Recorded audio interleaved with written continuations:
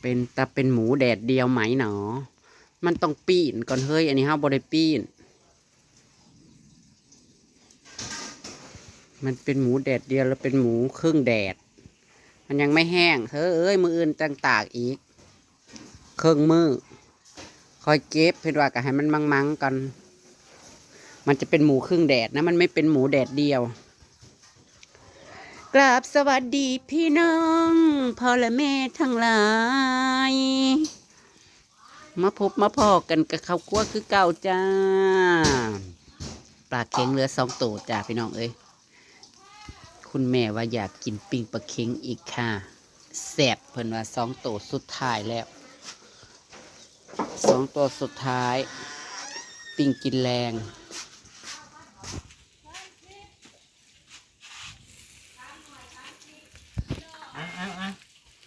กองชุดถ่ายอะไรได้ที่จะสิได้กินนะให้เบิดรถมันยีออกนุ่มแล้วมันบ่อยากกินแล้วมันไปกินน้ำผู้ใดไปเรียกกินน้ำมันกินข้าวแล้วมันก็บ่กินนอนมองกลับแล้วพรุ่งนี้จะกลับแล้วมึงจับน้อยนึงแห้งกับบ่ได้กลางคืนกับขี่ยานมายังขี่ยานมาคือกันกับยานเสียงมานะจับแห้งบ่ได้มักขนุนขนอมนอนกับนอนม้วนมอนอีเมฆบู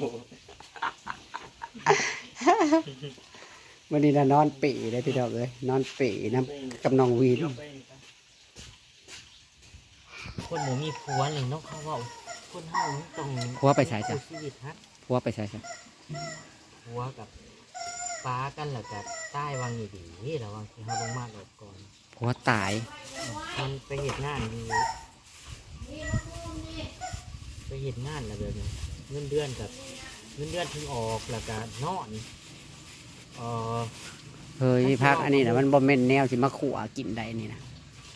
มันบ่เข้ากันเขาบอกเอาผักกาดซ้อมนั่นแม่ผักกาดซ้อมนั้นเขาจะสิขั่วใส่หมูนั้นท้ายมันไปเห็นงานแล้วก็ตายสิขั่วหมูโหอันนั้นมันกินละโอได้ละเขาว่ามันไปน้ำล้างบ่นี้มันเห็ดดีเท่าแก่เงินเดือนไหนมันได้บ่เมื่อเราเงินเดือนออกเราพักกันกินละโอกินกันดีพ่อกันแต่แย่แต่ว่ามันเข้ากับมะอ่างอะไรตายอย่างเงี้ยกินข้อนซับอันบ่สิออกแต่นั่นบ่แม่นแนวเขาก็ยังว่าพักอันนี้แล้วมันแซ่บสิขวนแล้วก็ปานเด้อหาปานแม่ละจำกินกับปิ้งปลาเค็งแล้วมันบ่มีผู้ชายมันก็แง่มันก็บ่มีผัวก็ได้โตนมันได้มันก็ได้แม่จะถ้าเฮ็ดหน้าเด็กไผไทยให้ซะน้องเคยมันน้องเคยผู้เจ็บตวงเขาแล้วเคยฝึกกันแลบๆนั่นแหละก็นัวเอาเฮ็ดจังได๋ให้เท่ากับบ่มากนี่นางสิขั่วหมูใส่ผักสลัดห่อพี่น้องขั่วหมูนิดหน่อยมือจะเก็บเด้อหมูนั่นมันยังเปียกอยู่มือละตายจะเครื่องปีนขึ้นมาเครื่องแดดมืออื่นมาเท่าสิเมื่อไรก็ยังเก็บให้เรามันสีมังๆเนี่ยเคยเห็นว่าก็ได้ตอนแรกว่าถ้าจะเมื่อได้เสาร์อาทิตย์ไปหากบไปดอกบ่าวเอื้อได้2 ของจ้าพี่น้องวันนี้มี FC คอมเมนต์เข้ามาอยู่รีบกลับนะเห็นว่าบ่าวเอื้อเอาหมดแล้วเอาหมดแล้วครบพูดจะว่าสิจักโตของบางใหญ่ๆนะของบางใหญ่ๆนะจะว่ามันสิจักโตบ่ต่ำก็40 โตพูดว่ากบแล้วเขาก็เอากับของเมื่อของที่ดันของน้อยของเจ้าเอาใส่ของน้อยเขาก็ใส่เขียดมือนะเฮาอีแต่ยังมีให้เขาขายของใหญ่ๆนะให้คอนเทนต์เต็มของเพื่อสิเต็มของบ่เจ้าคือบ่เอาสมว่ามือนั่นที่ไปโค้งอยู่ตลาดมือโค้งเขาหอยมางามหน่วยใหญ่นะมาโทรศัพท์ให้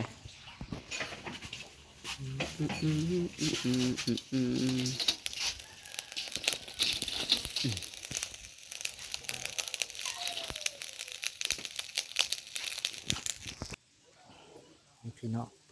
กับสวัสดีเด้อพี่น้องเด้อยามแรงๆพี่น้องข้าวครัวเหมือนเดิมจ้าข้าวครัวเหมือนเดิมจ้าปิ่งปลาพี่น้องปิ่งปลาละกาขัวหมูน้อยหนึ่งพี่น้องขัวหมูนะจ้าใส่หอมแล้วก็ผักนี่ แล้วก็มีออมกบน้ำพี่น้องออมกบแต่มือนั้นเฮาออมกบมือใดวะหมู่บ้านเฮาสิกินมือนี้เฮากะถิ่มแล้วพี่น้องถ้ามันเหลือก็ถิ่มเลยเฮากินแต่มื้อแรกนี่แหละเนาะครับกินให้มันหมดเหลืออยู่ถ้วยน้อยหนึงพี่น้องแต่ว่าเฮาใส่ตู้เย็นไว้อยู่พี่น้องเฮาเอามาอุ่นเนื้อแดดเดียวนี่ เอาตะเกิงแดง มื้อ ยังบ่ทันเดือน มื้ออื่นสิมื้อจังเก็บเข้าตู้ให้แม่ แล้วก็ให้เราย่างกินกับหลานเรา2 คนยามมื้อแลงยามมื้อเช้า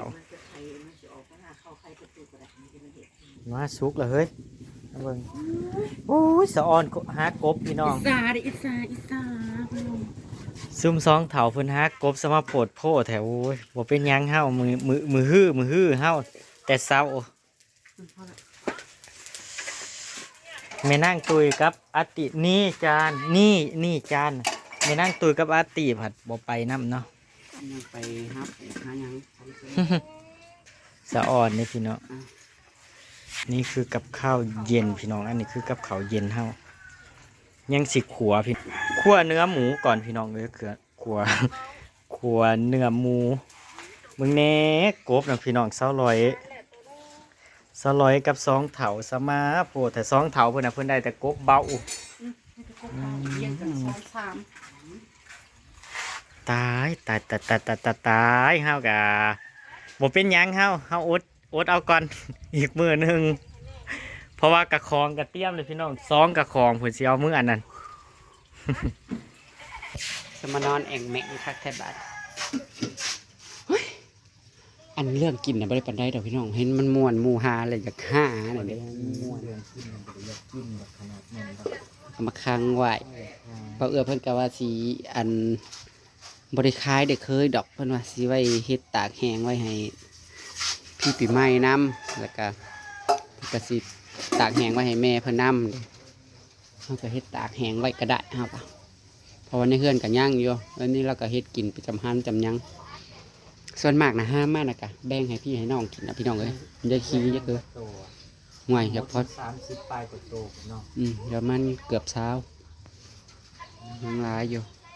ฉันสิกินพี่น้องตีแต่มันสิจอยแต่ว่ากบ บ่ มัน จอยกบยามนี่ ออมมือหมู่บ้านนี่แซ่บออมนะ เด้น่ะกินคาบที่เท่าไรล่ะ นั่นยังเป็น คาบที่เท่าไรล่ะเฮาเฮ็ด4ตู่ยังอยู่8ตู่ กบเบาบ่แม่นกบเบา อุ๊ยเนี่ยเว้าแล้วกะ กบเบานะ ยังบ่ทันได้ล้างอยู่ ได้นะมันเบานี่จะเป็น เดี๋ยวไปล้างกัน ถ่ายจักหน่อย คุบพึกลงไป อยู่นี่แหละพี่น้องเอ้ยใจสิขาดและเฮ็ดหมูได้กบน่ะเจ้ากันมาทันทายเฮ็ดกินจ้าเฮ็ดกินให้หมูเบิ่งกัน เฮ็ดกินให้เบิ่งกันเด้อ เบิ่ง จ้า ในเด้ออย่าไปเบิ่งแต่คลิปเขาหากบหลายเบิ่งซุ่มข่อย โหกระเบิ่งเบิ่ ซุ่ ง ม นั่น ข่อย แห สิ ละ ได้ นะพี่น้อง หาอยู่ซุ่มข่อยสิเอากบเบา เขาสิไปแข่งกัน ข่อยผู้ละมองมันว่ามองได้กบเบามันสิหลาย มองได้ ถือเอาคือตัวมือนะปี๊ดบอกก็ว่าได้เวลาหากบบอกมันสิมีความตื่นเต้นเวลาเฮาเห็นเบากบนั่นมันแบบ มันตื่นเต้นแล้วมันอยากหาเห็นหมอมือน่ะ ที่ได้3 ตัวน่ะเนาะ มันขาด มันละมันตัวใหญ่น้ำเฮาม่วนเฮากับม่วนเฮาได้น่ะ เบ้ามันน่ะมันคากเห็นเวลาเห็นหูมัน มื้ออื่นถ้าเฮากลับถ้าสมมุติว่าเฮาได้กลับไว้เฮาก็สิไปรอบแรกถ้าเฮาได้กลับซาเฮาก็อาจจะเป็นมือใหม่นะครับเนาะเพราะว่าเฮากับบ่แน่บ่นอนเพอเขาปั่นเขามื้ออื่นน่ะ2 เจ้าแล้วโมเมนต์เจ้าเดียว เมื่อเนี่ยไปหาแถวแคมนำมันในหน้าตุ้ยๆนี่ก็ยังสิได้เดี๋ยวนี้นั้นกบมันตัวใหญ่ได้มองหาให้หน้ามักนนอันมองแคมนำนะได้แน่นอนบ่พลาดโลดไปวัดใจแล้วจะกินข้าวน้ำกัน ไปน้ำเขาเลยแหละพี่น้องเอ้ยโคตรว่าวินติดหมู่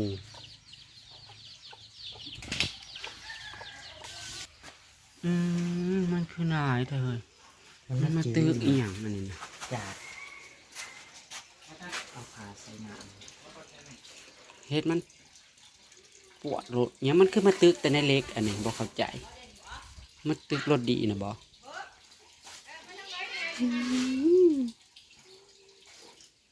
เฮ้ยยังเด้มาเด้อโอ้ยเนาะ แล้วบางคนน้อยๆนั่นเป็นแลนน้ำหมูโอ้ยเนาะ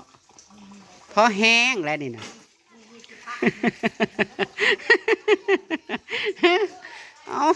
เอายังสิไปอีกเอาตายบาดนี้ พอแห้งนะเอาพอแห้งใหญ่เนี่ยไม่ใหญ่สิได้ไปน้ำมาอยู่กลางบ้านพูเข้ามาเร็วๆมันค่ำแล้วบ่อยากเข้ามาบ้านบ๊ายบายพูดไปต่ออีกแล้ว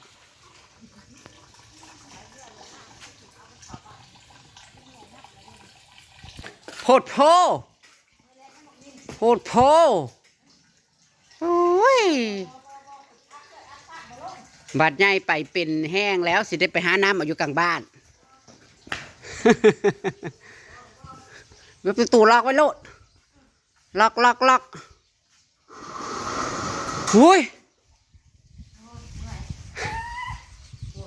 ไปอีหยังเขาจะจับไป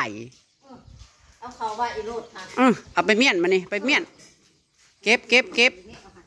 เอะน่ะมันถือขี้ไก่เก็บไว้เขาสิลากเอาไปไว้เด้อเอาไปไว้เอาไปไว้ยังขี้ย้อนมาเหยียบขี้ไก่เลยนะน่าเฮ้ยโหเอาบ่เขาไว้บ่เจ้าเข้าไปเลยแท้เจ้าเข้าไปเลยแท้โหเจ็ดเซียว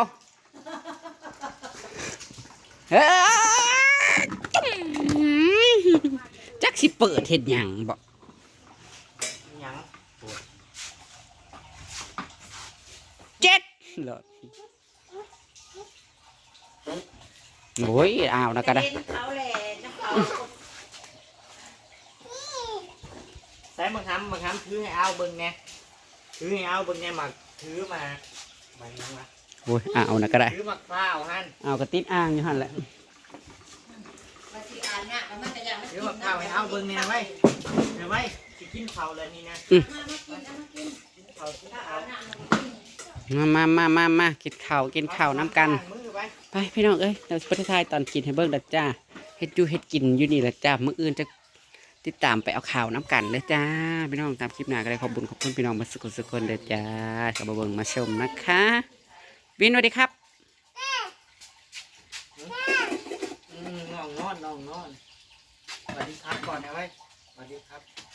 บอกเห็นไม่สน ขอบ